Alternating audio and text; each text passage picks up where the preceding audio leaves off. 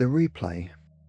Monday night football. My wife and I were settled on the couch, watching the game unfold. During a commercial break, I got up to warm up leftovers in the kitchen. I could still see the TV from there.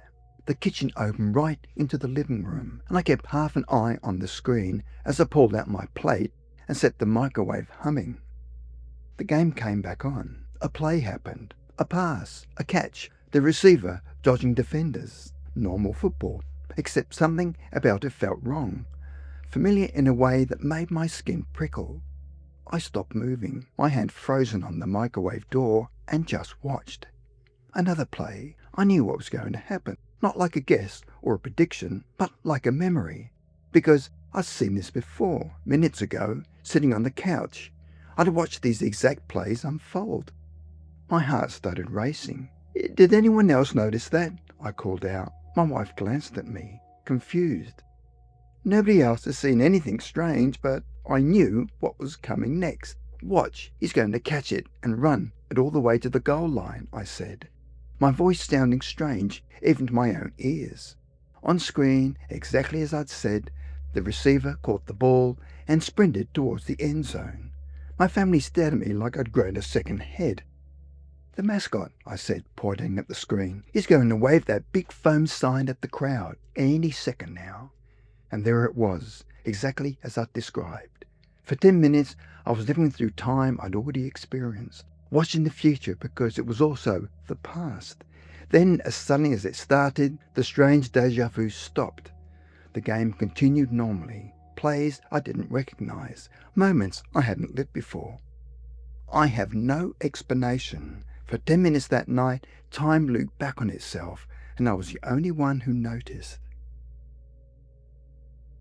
The fire.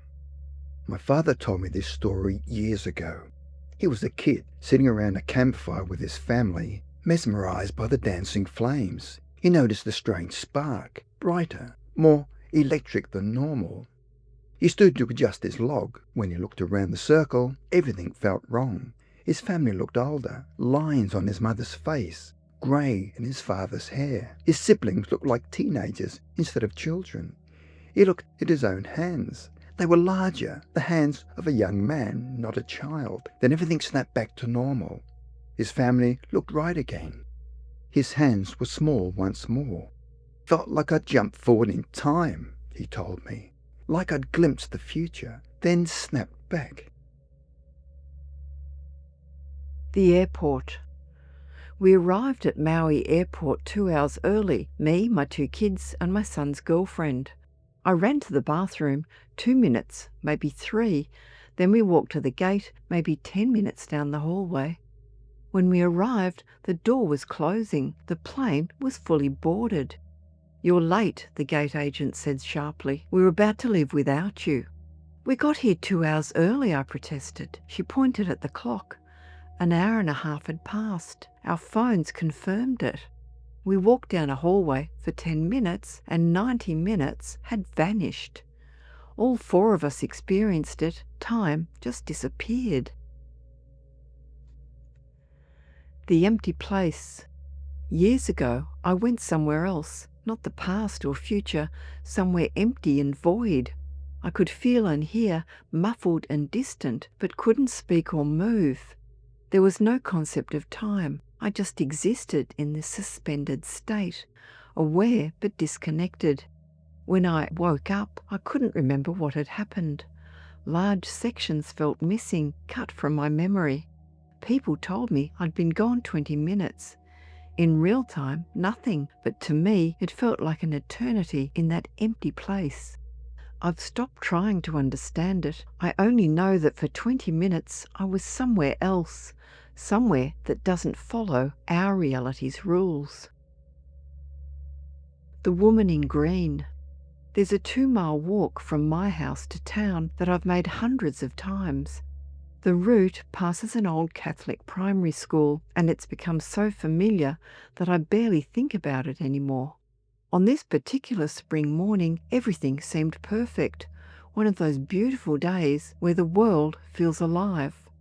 Children's laughter drifted from the schoolyard, birds sang in the trees lining the street, and occasional cars passed with that familiar whoosh of tyres on pavement. I was walking, mind wandering, not thinking about anything in particular. That's probably why the silence hit me so hard. It didn't fade gradually, it was instant, like someone had flipped a switch. One moment I was surrounded by sound, children playing, birds singing, the ambient noise of a living neighbourhood. The next moment, nothing. Complete, absolute silence. The kind of silence that isn't natural, that makes your ears ring and your pulse quicken. That's when she appeared. She came around the corner, maybe 20 yards ahead, walking toward me at a steady pace, close enough that I could see every detail. She wore a light green day dress, the kind you see in photographs from the 1950s, fitted at the waist, modest neckline, knee-length skirt. Her dark hair was styled short and close to her head, perfectly period appropriate. Large pearl earrings caught the morning light. For a second I thought maybe it was some kind of vintage enthusiast, someone doing a themed photo shoot. But that explanation crumbled the closer she got. The dress wasn't vintage inspired, it was vintage, actually worn, actually aged. The fabric looked thin in places, the colour faded unevenly. Her black strappy shoes were scuffed and ratty, the leather cracked with age. And her face, she looked exhausted, drawn, like someone carrying an enormous burden. No makeup, or if there was any, it was minimal and couldn't hide how tired she looked. This wasn't someone playing dress-up for fun. We walked toward each other in that impossible silence. She never looked at me, her gaze fixed straight ahead or slightly down. As she passed me on the left, close enough that I could have reached out and touched her, every instinct in my body screamed that something was wrong. I turned to look after her. She was gone, simply gone. The sidewalk behind me was empty, stretching back toward the corner she'd come from. No woman, no movement, nothing. And with her disappearance, the sounds came flooding back. Children's laughter from the schoolyard, birds in the trees, a car passing on the street.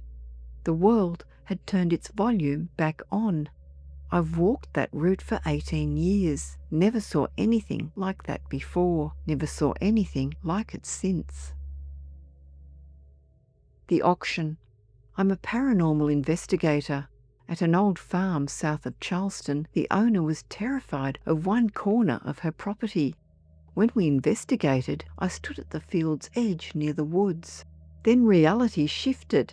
I was on a dirt road looking at an elevated wooden platform.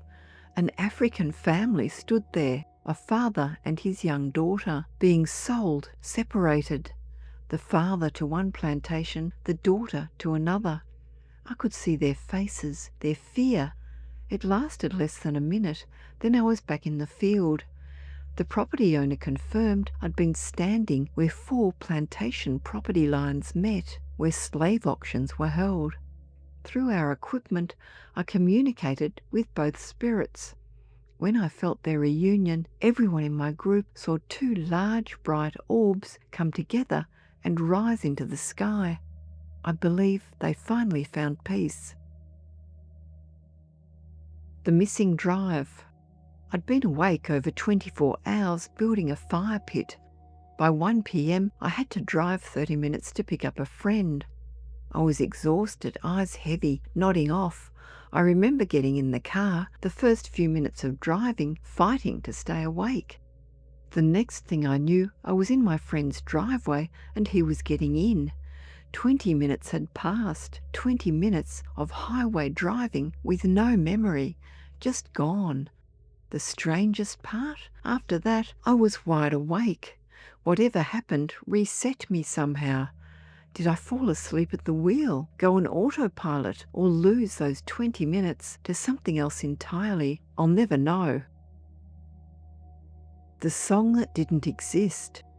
Years ago, I heard Into the Night by Benny Mardones on the radio. Beautiful, haunting. I wanted to buy it. I searched record stores for weeks, Asked clerks, checked databases, nothing. No one had heard of it. The song didn't exist. 4 or 5 years later, Into the Night by Benny Mardonis was released. The exact song I'd heard years before. I'd heard it before it was written, before it existed in this timeline. The Angry Man. 16 years old at a friend's house on Beacon Hill in Boston, a few of us girls, some wine coolers. I was on my friend's bed when another girl came in yelling, drunk and angry. Then everything changed. The room vanished. I was outside in daytime instead of night. The girl was gone. In her place stood an older man in black with a tall hat, yelling drunkenly.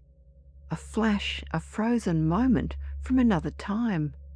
His face red with anger, period clothing, furious gestures.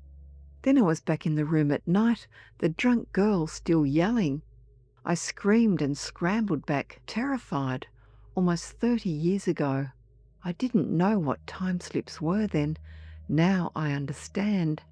I'd seen through time, glimpsed someone who'd stood in that exact spot a century before. It never happened again. The Grey Woman. Sunday evening at a bus stop in Handsworth, Sheffield, with my father. This was just routine. Then I looked right and saw a woman 10 feet away. Completely grayscale, slightly transparent, old-fashioned head covering, long cloak to her ankles, a basket in her arm. Elderly, walking with a hunch. She walked with her back to me, then turned her head. Our eyes met. She flashed like a flickering bulb and vanished. My father and I turned to each other in shock. We both saw her. Months later, on a school trip at Manor Castle, I saw a pure white glowing figure, a woman in a long dress running as if someone was chasing her. She looked back desperately, then ran behind a building and disappeared. I wasn't intoxicated either time, completely sober, normal frame of mind. My father too, no history of mental illness, but we saw people from the past doing things they'd done long ago. Windows into another time, visible for just a moment. I think about them often. The grey woman with her basket, the running woman fleeing from something. Who were they? What were they running from? Why could I see them? I don't have answers. Only memories, proof that time isn't linear. That the past doesn't always stay in the past. That sometimes, if you're looking at just the right moment, you might catch a glimpse of what came before.